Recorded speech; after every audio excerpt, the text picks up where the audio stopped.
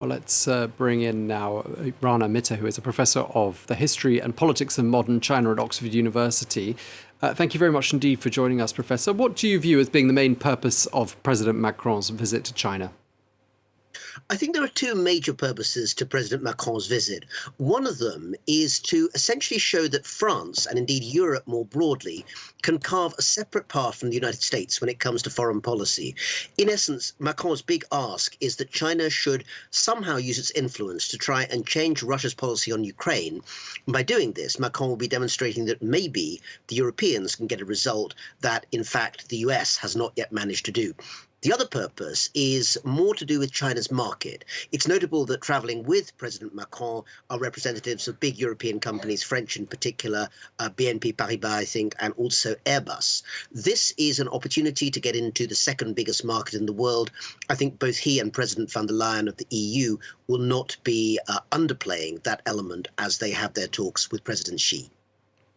OK, I mean, it probably wouldn't be realistic, would it, to expect Beijing to change its stance on the Russian invasion of Ukraine. I mean, up until this point, China has tried to show it's neutral on the issue of the Russian invasion of Ukraine. But do you think this meeting can make a difference, nevertheless? I think one thing that is likely to at least be pushed for by the French and European side is a repetition of what was said to German Chancellor Olaf Scholz when he visited Beijing back in November of last year, which was a statement from China that seemed to say that use of nuclear weapons was unthinkable. And that is very important for the Europeans as well as for the Americans as well. So trying to get to that position at least would be something that would affirm that position. Beyond that, I think that there is some hope that essentially there could be a quid pro quo. In other words, what I think President Macron will be trying to say is that if the Chinese could use, even behind the scenes, their influence to try and get the Russians to the negotiating table, then in return, the Europeans would try and make it clear that American language about complete decoupling from China when it comes to technology, trade and other key areas could perhaps be tempered by a European intervention. So in some ways, it might be something of a tit for tat kind of offer. OK, but having seen how resolute and how strong that bond is between Beijing and Moscow, I mean, perhaps stronger than ever, I mean, President Macron runs the risk of returning home empty-handed, doesn't he? He does. And of course, 2 years ago, or a year and a half ago, I should say, that was what happened when he went along with other world leaders to Moscow to try and reason with Vladimir Putin. So it's not as if he's not got a record of trying to go and negotiate. It doesn't always succeed. But in this particular case, I think he will be aware that the Chinese, like the Europeans, will be making one other calculation as well. Nobody knows who's going to be the president of the United States in 2025 after the next presidential election.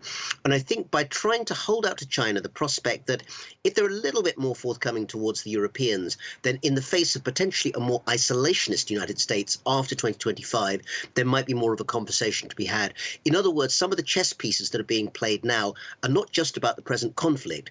They're also about thinking way to the middle of the 2020s and also including issues very important for China, such as whether the Europeans would step forward if China chose to blockade or invade Taiwan. That will also be very much on both people's minds, even if it's not explicitly discussed. And of course, accompanying President Macron, as you've mentioned, is Ursula von der Leyen. I mean, what do you read into her attachment to this visit by the French president to China?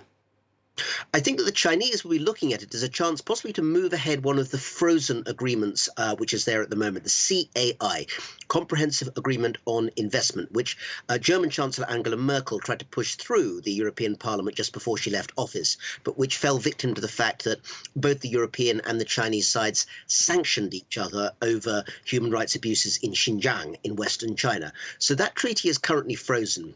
Granular issues, specific issues like that, could perhaps be discussed by President von der Leyen in her capacity as head of the EU. It may be that those sorts of issues are what will be discussed with her Chinese counterparts. OK, well, thank you very much indeed for taking the time to speak to us, Rana Mitter, Professor of the History and Politics of Modern China at Oxford University. Thank you. Thank you.